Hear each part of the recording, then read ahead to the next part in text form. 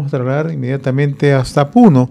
Allí gentilmente atiende la comunicación con RCR y Conexión Perú el señor Edgar Mancha Pineda, reconocido analista político, prestigiado docente de la Universidad Nacional del Altiplano.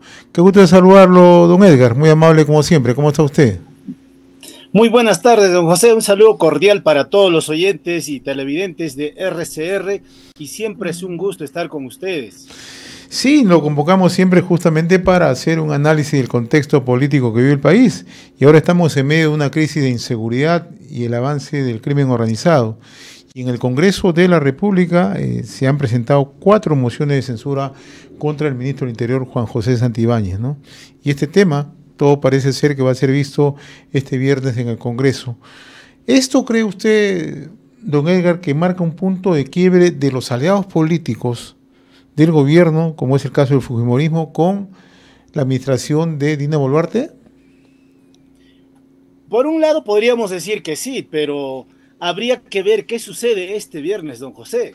Si no es censurado este incompetente ministro de Santibáñez, entonces todo va a continuar tal y cual como está, porque viendo en este momento la correlación de fuerzas y la presentación de estas mociones de censura que han hecho estos diferentes grupos parlamentarios, todo pareciera indicar de que más bien va a ser ratificado, porque se necesitan por lo menos más de 66 votos para su censura, pero yo no sé, de acuerdo a la correlación de fuerzas del fujimorismo, de Avanza País, Perú Libre, me parece que ellos no están de acuerdo de censurar a este ministro que es muy, más bien, me parece útil para ellos. Entonces, depende de este viernes qué sucede en el Congreso. Ahora, ¿cómo establecer una lógica con el alto nivel de desaprobación que presenta en estos momentos la presidenta Dina Boluarte? Ella tiene más del 90% de población que rechaza su gestión, ¿no? ¿Qué riesgo puede correr la presidenta o qué riesgo corre la presidencia si insiste en seguir manteniendo en funciones a Juan José Santibáñez? Todos los riesgos están dados en nuestro país, lamentablemente desde que asume esta señora, incluso mucho más antes, desde que asume el señor Pedro Castillo, que en realidad han demostrado una incompetencia total, no han estado a la altura de las circunstancias, de lo que la historia del Perú y la población peruana exigía cambios, sobre todo en estos temas que en este momento es un tema crucial, el tema de la delincuencia, la inseguridad, el sicariato.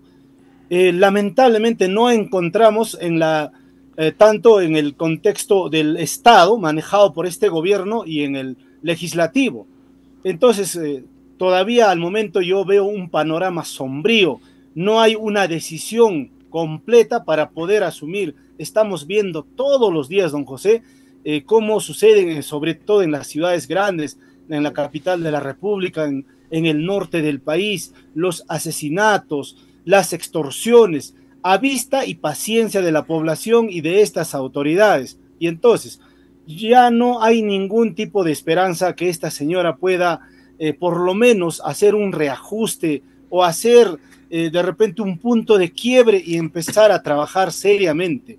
Pero lamentablemente eso es lo que nos ha tocado a los peruanos estos 3 y tantos años ya de inacción, de incompetencia, de no resolución, de no tener la capacidad de poder resolver estos problemas que en este momento realmente vivimos en un estado de SOS a nivel nacional y no sabemos ya qué hacer ante una señora presidenta de la República que no da la talla, que no tiene la capacidad mínima, que no tiene el olfato político para colocar a las personas adecuadas. Este señor Santibáñez, ¿qué situaciones negativas conocerá de esta señora Boluarte que es tan protegido por esta presidenta? Y lo otro también, ¿y qué acuerdos tendrán con estos grupos del Parlamento que no lo mueven y que recién a estas alturas, cuando sigue saltando todos los días estas noticias trágicas de estas extorsiones y la delincuencia y la inseguridad en el país, recién, bueno, en este momento hablan de censurar? Todo haría indicar de que ni siquiera este viernes van a censurarlo a este caballero. Ahora, la presidenta esta mañana, señor Mancha Pineda, ha insistido nuevamente en colocar en debate el tema de la pena de muerte para los criminales, ¿no? Y hay quienes señalan que simple y llanamente esto sirve de un modo de distracción, porque no es tan sencillo precisamente la aplicación de la pena de muerte, sobre todo cuando somos signatarios de convenios internacionales, ¿no? Entonces, ¿cuál cree usted que sea nuevamente el objetivo de colocar en debate la pena de muerte, cosa poco probable que se apruebe, por lo menos en la gestión de Dino Boluarte, casi improbable? Completamente de acuerdo con usted, lo cual demuestra nuevamente la incompetencia, la incapacidad, que no está preparada esta señora. Yo concuerdo que es una cortina de humo, simplemente es para poder de repente distraer a la población. La señora desconoce de esta constitución, que se necesita modificar la constitución si es que quiere aplicar la pena de muerte. En el artículo 206, señora Boluarte, dice que usted tendría que poner en debate en el Congreso de la República en 2 sesiones ordinarias con más de 2/3 de los votos, 87 votos en una primera legislatura y otros 87 en una segunda legislatura, que eso mínimamente duraría un año.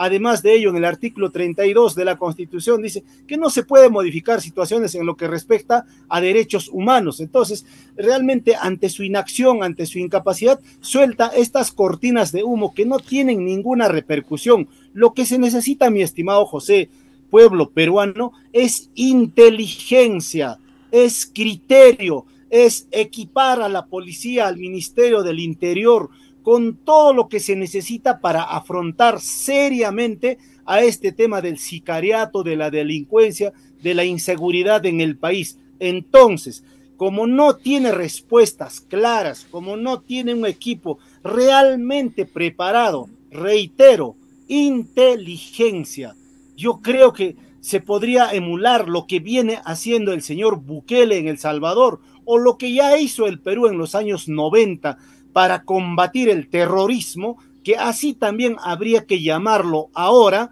terrorismo urbano. ¿Por qué? Porque generan terror, miedo, pánico, zozobra en la población. Yo creo que se necesitan reglas mucho más drásticas antes que estar distrayendo con ese tema de la pena de muerte, que es prácticamente no tendría resultados, ni siquiera se podría modificar la Constitución, y mucho menos renunciar a la Corte Interamericana de Derechos Humanos.